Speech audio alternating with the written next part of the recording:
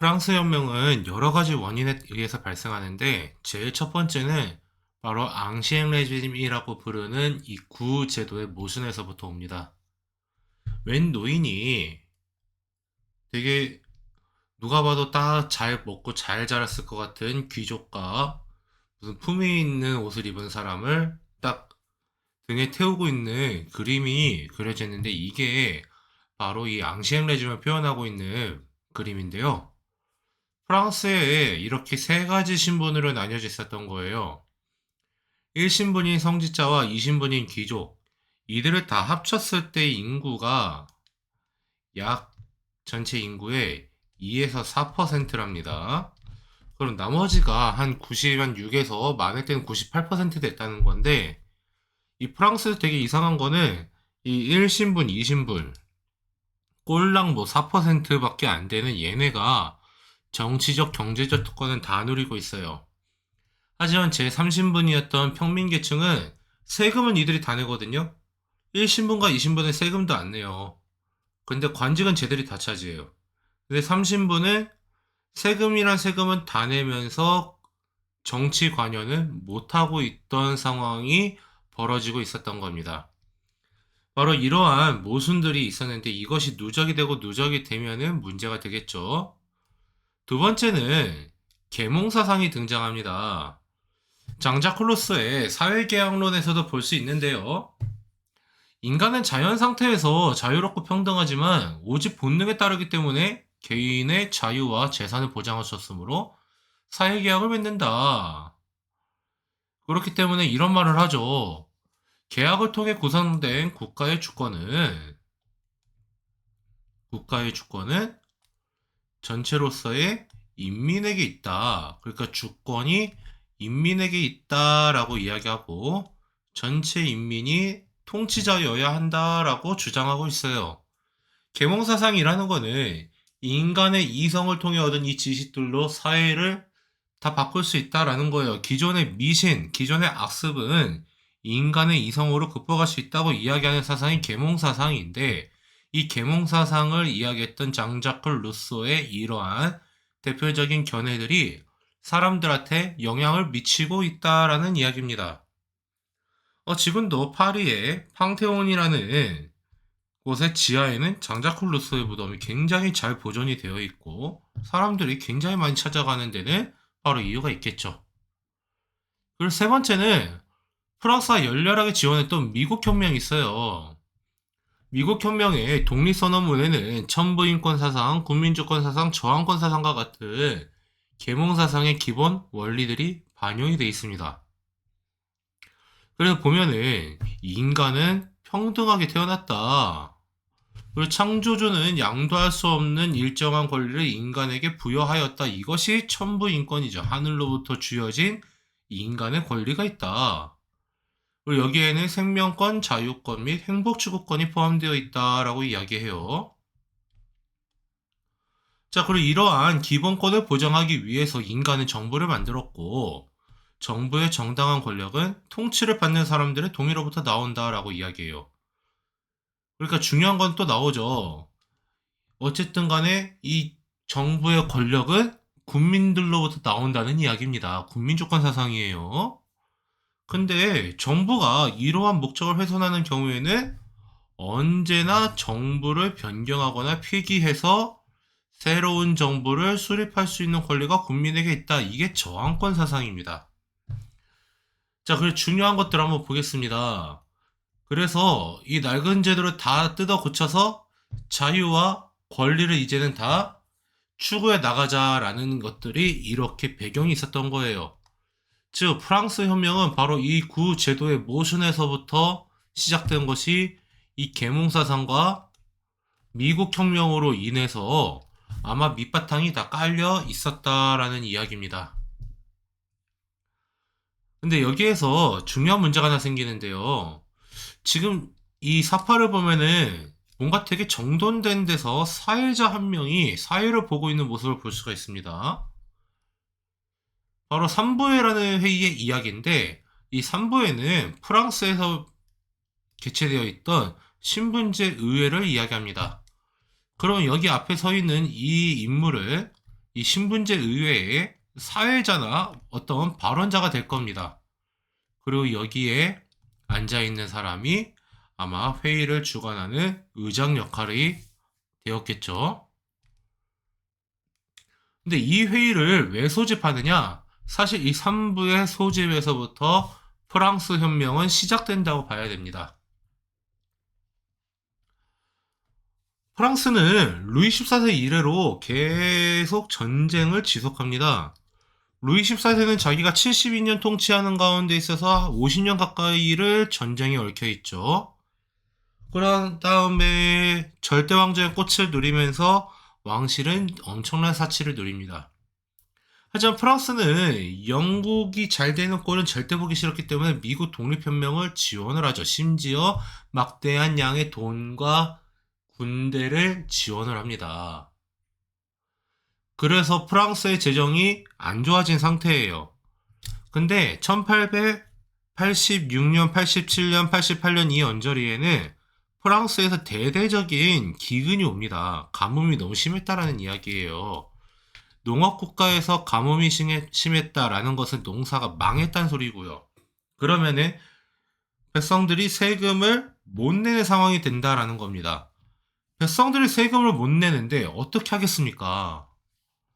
그래서 이 계속된 전쟁 등으로 인한 재정 악화로 인해 귀족과 성직자에게 과세를 시도하셨던 거예요. 근데 귀족과 성직자는 꼴랑 2에서 4%밖에 안 되지만 얘네는 엄청난 특권을 누려왔고 심지어 세금도 안 내고 있었어요.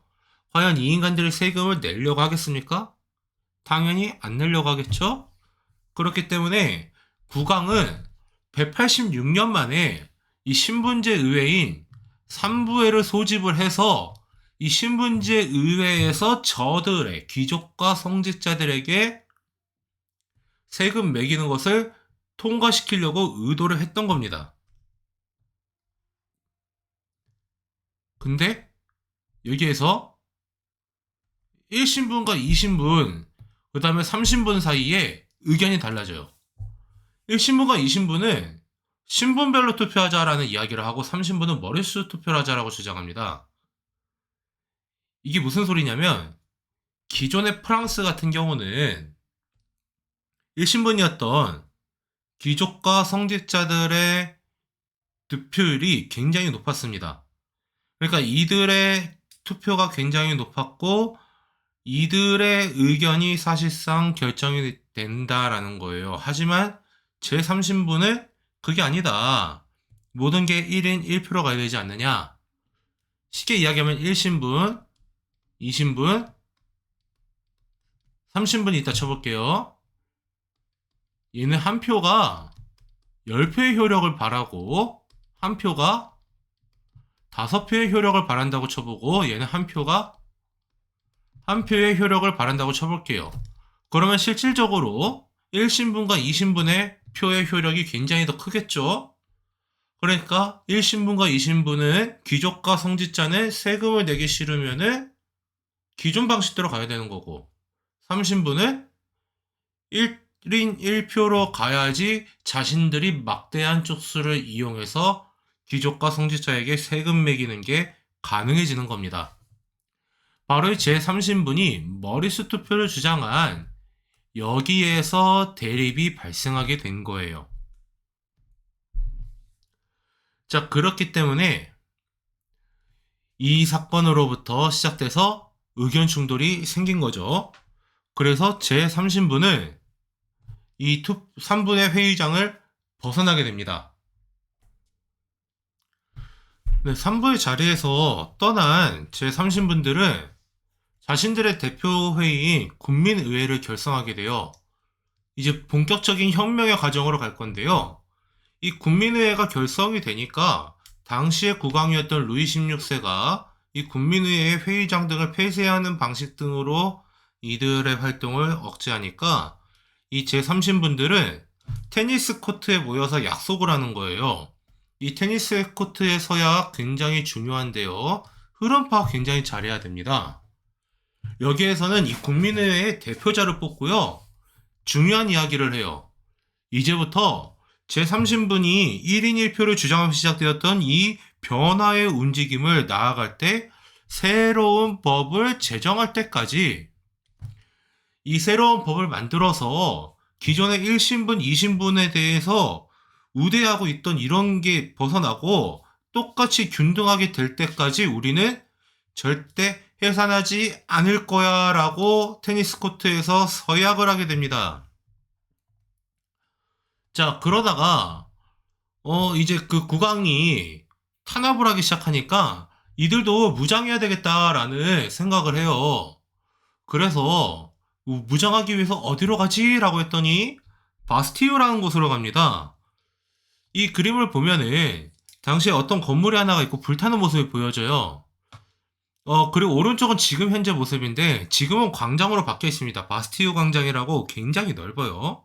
근데 그 당시에는 성이 하나가 있었답니다. 근데 여기가 감옥으로 쓰이고 있었대요. 대부분의 책들에서는 바스티유 감옥이라고 하는데 이제 이 국민의 사람들이 여기로 막 갑니다. 자기들도 무장을 해야 되니까요. 근데 군인들 입장에서 누군가 막 달려오는 거예요. 근데 얘네가 오니까 무서워가지고 뭐 벌벌벌 떨다가 의도치 않게 방아쇠를 땅 당겨버리는 거죠. 그러면은 이런 말이 있죠. 주사위는 던져졌다. 방아쇠를 당겨서 사람이 사망하면 어떻겠습니까? 그때부터는 이제 걷잡을 수 없죠. 이 바스티유 습격 사건을 통해서 이 격해진 파리의 분위기는 더 걷잡을 수 없게 되고 지방으로까지 퍼집니다.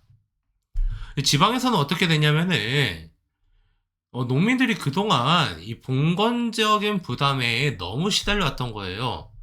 그래가지고 농민들이 영주의성을 습격해서 이 그동안 갖고 있던 이 문서들, 장원과 관련된 모든 문서들을 불태우게 되니까 국민의회는 이것을 수습하기 위해서 봉건제를 폐지하겠다라는 선언을 내뱉게 됩니다.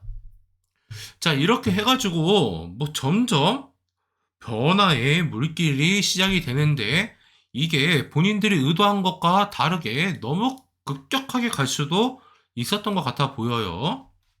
그래서 이 국민의 사람들은 이렇게 자신들의 이야기를 하게 됩니다.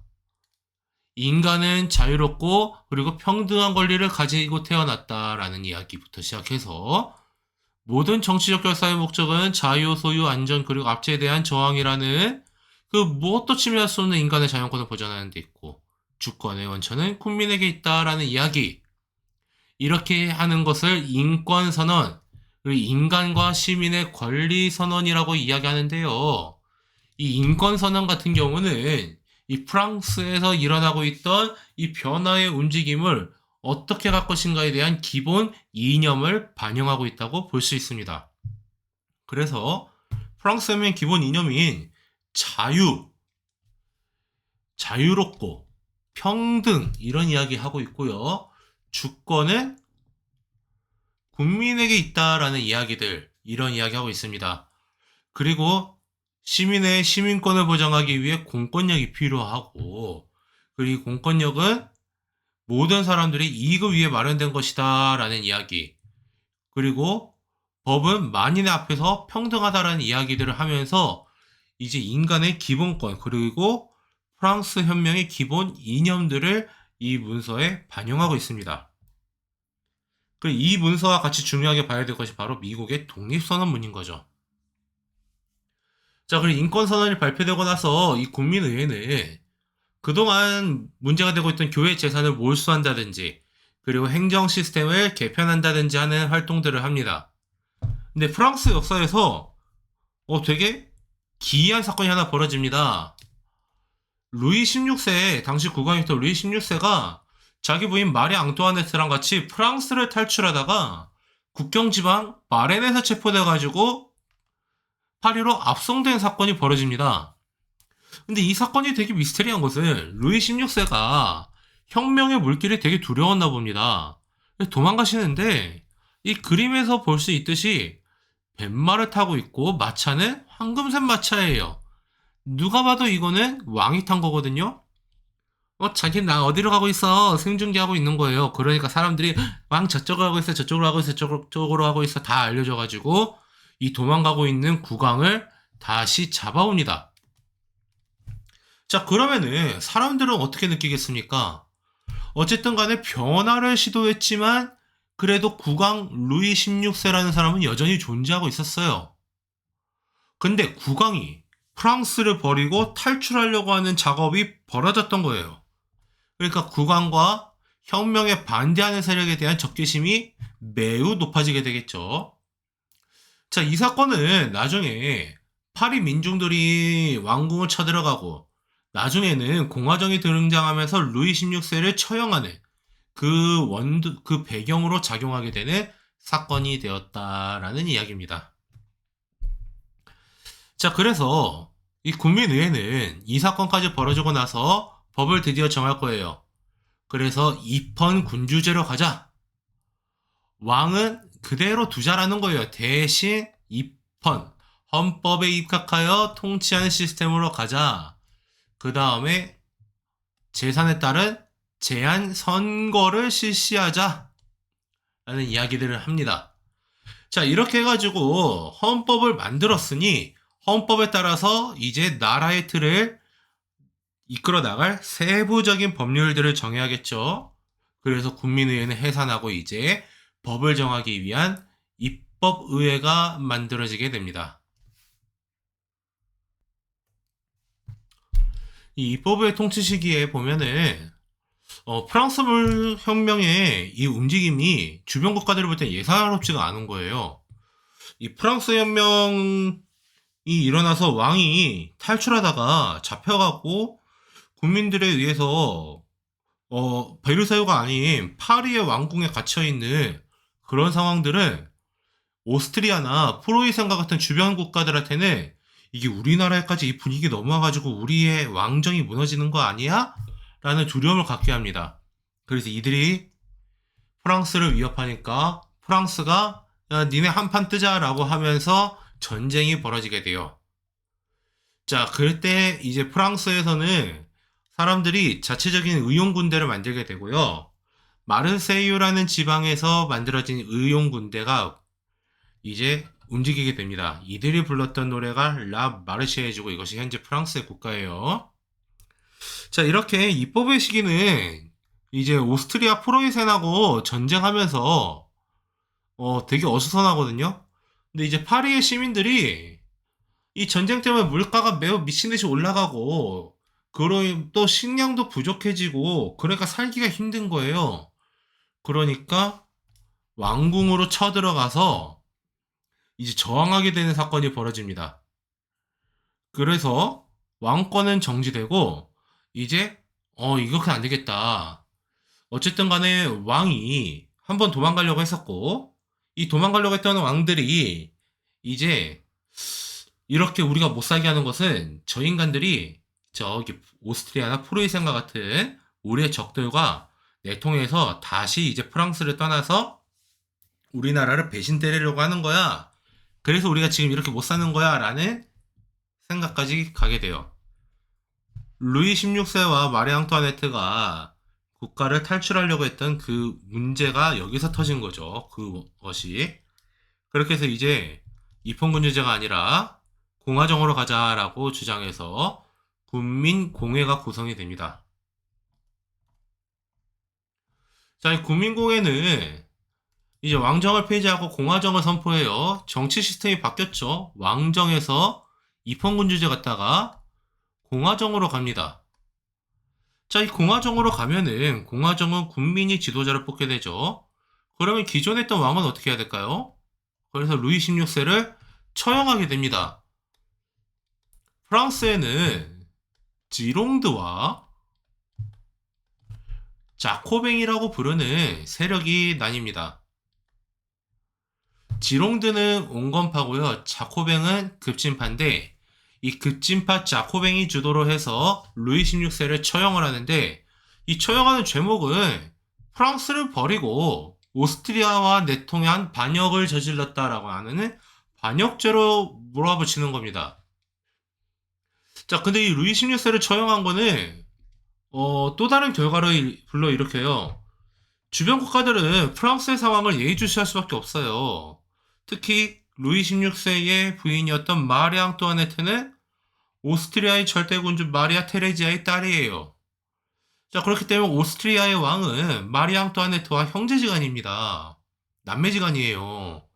근데 자기 누이가 어떻게 되고 있는가 봐야죠. 근데 자기 누이와 그 남편이 반역죄로 몰려서 처형당하는 사건이 벌어지니까 주변 국가의 군주들은 어 이거 심상치 않다. 이거 여차하면 우리나라까지 퍼지겠다라고 하여 대프랑스 동맹을 결성해서 프랑스를 공격하게 됩니다. 자, 그렇게 하여 이들은 어쨌든 헌법을 제정해서 일단은 체계를 잡을 거예요. 이 국민공회는 이 헌법에 중요한 거는 공화정으로 간다라는 거고, 기존에는 제한선거였다면 이제는 보통선거를 실시하겠다라고 이야기를 합니다. 그럼 동시에 이야기하는 것들이 무엇이냐면은 뭐 징병제를 실시할게요, 의무교육할게요, 토지분배할게요, 그리고 봉건적 공납을 무상으로 폐지할게요 라고 이야기하고, 더 나아가서 최고가격제라는 제도를 실시합니다. 이 최고가격제라는 제도는 뭐냐면은 물가가 거침없이 계속 올라가니까 이 상한선을 세팅을 해놓은 거예요. 이 이상은 절대 올라가면 안 돼 라고 상한선을 세팅해 놓은 겁니다. 물건 하나당 가격을. 그렇게 해서 물가를 통제하겠다라는 정책인데요. 자, 근데 이러면서 문제는 이것만 있는 게 아니라 공포정치가 실시되었다라는 데 있습니다.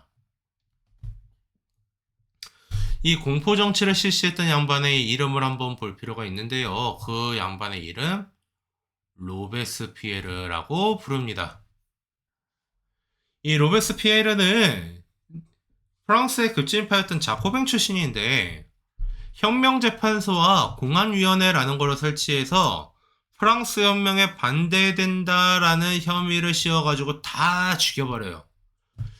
1년 반 정도 되는 시간 동안에 몇만 명이 죽습니다.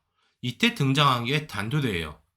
그러니까 이 로베스피에르 주도의 이러한 공포정치의 위기를 느껴서 테르미도르 반동이라는 사건이 벌어지게 되고요. 그래서 이 테르미도르 반동의 결과 그 공포정치를 실시했던 로베스피에르를 끌어내린 다음에 마찬가지 이 사람을 처형하게 됩니다. 자, 로베스피에르를 끌어내린 다음에 공포정치가 종식이 되죠. 그런 다음에 프랑스는 총재정부라는 시기로 넘어갑니다. 이 총재정부는 뭐냐면은 일단은 제한선거제를 규정한 이 헌법을 통해서 5명의 총재가 집권하는 시스템을 만들어요. 그러니까 쉽게 말하면은 지도자가 5이다라는 이야기예요. 머리통이. 자, 근데 문제점이 생깁니다. 일단은 여전히 전쟁은 지속되고 있기 때문에 식량도 부족하고요. 물가가 올라가는 거를 국민공회 때 최고가격제라는 제도를 통해서 통제하려고 시도했지만 이것이 통제가 제대로 안 돼요. 근데 이 총재 정부는 머리가 5개예요. 총재가 5명이란 소리예요. 쉽게 말하면 우리나라로 치면은 지금 총리가 5이란 소리거든요. 근데 이 인간들이 다 무능해요. 뭐 사교회장에는 많이 보여요. 근데 너무 무능해서 국가에 대한 컨트롤을 못합니다. 그리고 얘네들이 어떻게 하냐면은 이 혁명전쟁을 통해서 막 그 성장한 세력이 바로 군인 세력이거든요. 얘네들의 이제 힘을 빌려가지고 권력을 유지하는 일들이 벌어지고 있는 거예요. 그러니까 이 군인들이 지지해주지 않으면은 이 총재 정부는 운영되지 않는 상황이었던 겁니다. 근데 이거 문제가 많잖아요. 그래가지고 당시에 떠오르는 샛별이 하나 등장해요. 그게 누구냐면 나폴레옹 보나파르트라는 사람입니다. 사람들이 이 사람을 찾아가요. 이 나폴레옹은 혁명전쟁 당시에 젊은 포병 장교로 등장했는데 얘가 전쟁터 나갈 때마다 프랑스 군대가 다 이겨요. 근데 얘가 빠지는 전쟁터는 프랑스 군대가 다 털립니다. 그러니까 전쟁 영웅이었다는 거예요. 근데 이 나폴레옹 같은 경우는 어쨌든 간에 이 전쟁 영웅으로서 점점 위상이 올라가고 있던 찰나에 여성을 잘 만나죠. 조세핀이라는 여성을 만났는데 이 여성이 발이 굉장히 넓어요. 그래가지고 자기의 나중에 와이프가 되는 그 조세핀의 도움을 받아 이제 인맥이 넓어지게 되고 사람들이 나폴레옹에게 기대를 거는 게 굉장히 커지기 시작해요. 그래서 나폴레옹은 이 사람들의 지지를 얻어 쿠데타를 일으키게 돼서 총재 정부를 무너뜨리고 그 다음에 통령정부라는 것을 구성하게 됩니다. 그래서 통령정부를 구성하여 지도자를 3명을 뽑게 돼요. 1통령, 2통령, 3통령. 그렇게 해서 자신이 제1통령에 취임하고 3인이 집단으로 통치하는 시스템을 만들어내게 됩니다. 그래서 역사에서 구분하는 프랑스 혁명은 1차적으로는 여기 총재정부 시기까지를 이야기하거든요. 그러면은 이렇게 흐름으로 쭉 봐온 프랑스 혁명이 가져다준 의미가 있습니다. 프랑스 혁명은 자유, 평등, 우애라는 이념 아래에서 기존에 있던 이 1신분과 2신분이 절대적으로 우대되던 이러한 시스템을 깨고 시민이 중심이 되는 시스템을 만들었다. 그래서 자본주의와 민주주의 발전의 토대를 마련을 하죠. 그리고 이들이 말하는 인권선언과 그 다음에 이들이 모든 인간은 평등하다라고 이야기했던 이 과정에서 등장한 노예제 폐지, 이런 것들을 통해서 인간의 보편적 권리가 확립되고 이것은 오늘날 민주주의라는 것이 발전하는 데 큰 영향을 미치게 됩니다. 프랑스 혁명이 이후에도 쭉 보겠지만 굉장히 중요한 것은 이 프랑스인들이 거의 한 80년에 걸쳐 투쟁하는 이 과정 중에서 수많은 정치체제 변화가 일어나요. 근데 그 결과물은 결국에 뭐냐면은 공화정으로 갑니다. 근데 공화정으로 가는 과정 중에 여러 차례 시행착오를 겪으면서 그 시행착오를 보완하기 위한 또 엄청나고 무수하게 많은 노력들을 반복을 했다라는 거예요. 그래서 여기에 영향을 주었다라는 점이 큰 의미가 있다. 하지만 한계점도 존재해요. 아직까지 프랑스 혁명은 제가 좀 전에 이야기한 그 80년 동안의 무수히 많은 투쟁과 이런 것들이 아직 초창기예요. 그렇기 때문에 아직까지는 부유한 일부 시민 계급에 한해서 이루어졌고 노동자나 농민에게는 적용되지 못했다라는 겁니다. 그럼 이후에 지금 이번 타임에는 처음 10년 이야기를 봤거든요. 그러면은 그 이후의 시간 동안에 그 이후의 70년 동안은 이 모든 것들이 다 오픈되는 그 과정에 있다라는 이야기를 하는 겁니다. 그래서 다음에는 이 나폴레옹이라는 인간이 어떻게 이 프랑스의 혼란을 수습해 나가는지 한번 살펴보도록 하겠습니다.